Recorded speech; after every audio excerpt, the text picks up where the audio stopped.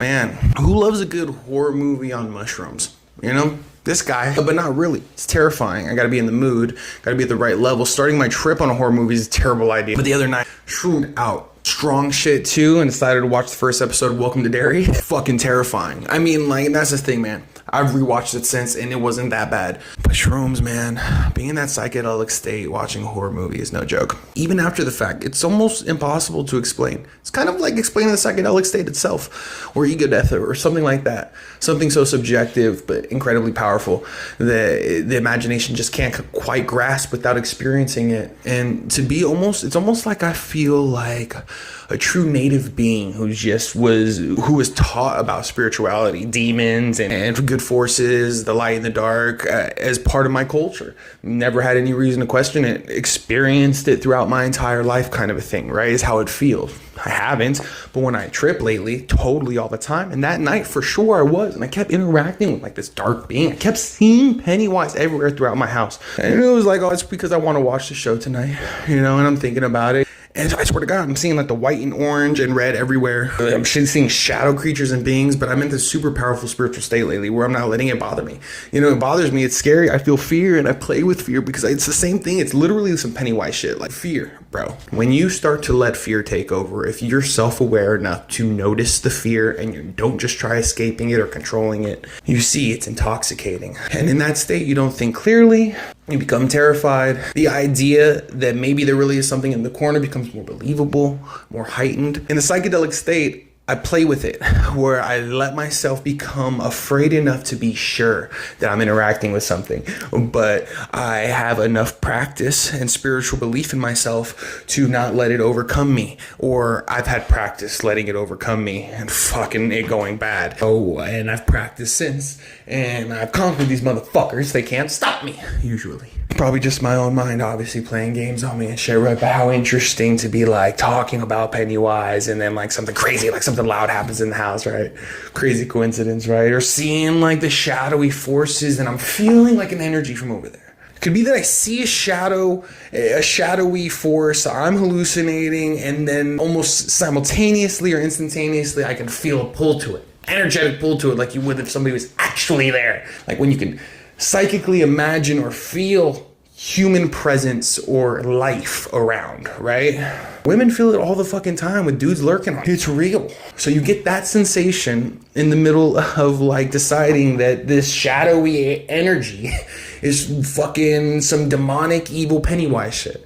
And I'm talking to it and I'm taunting it and I'm staying strong and getting scared and fluctuating, doing this kind of shit all fucking night. And I decided, let's watch Welcome to Derry. And it was fucking scary, man. It was awesome. It felt like everybody could have been Pennywise. That's how it felt. And it was so interesting. Like, there's these things, I always feel like I'm projecting my own imaginary, hallucinatory experience into a show or movie, but so many times I end up being right.